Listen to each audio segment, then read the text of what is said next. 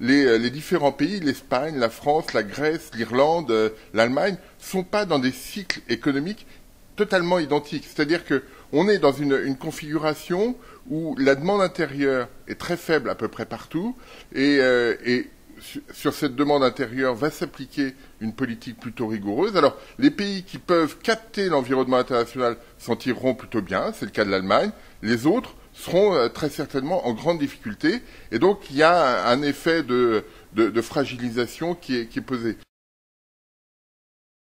Le risque de fragilité, il est là, il est dans un environnement où la conjoncture n'a pas basculé directement vers un environnement cyclique très favorable, très positif. Hein, on le voit bien, il n'y a pas d'investissement des entreprises sur la zone euro, etc. Donc on voit bien que on est encore dans un environnement cyclique très, très fragile.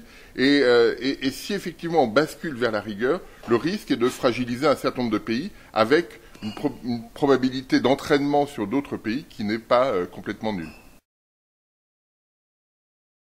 Le degré de liberté qu'il y aura en 2010 et 2011 pour une zone comme la zone euro, c'est plus un ajustement du change qu'un ajustement des politiques monétaires qui, elles, sont déjà très accommodantes. Donc c'est l'environnement financier de la zone euro avec un taux de change qui serait beaucoup plus bas, qui permettrait effectivement de compenser en partie le côté restrictif des politiques budgétaires.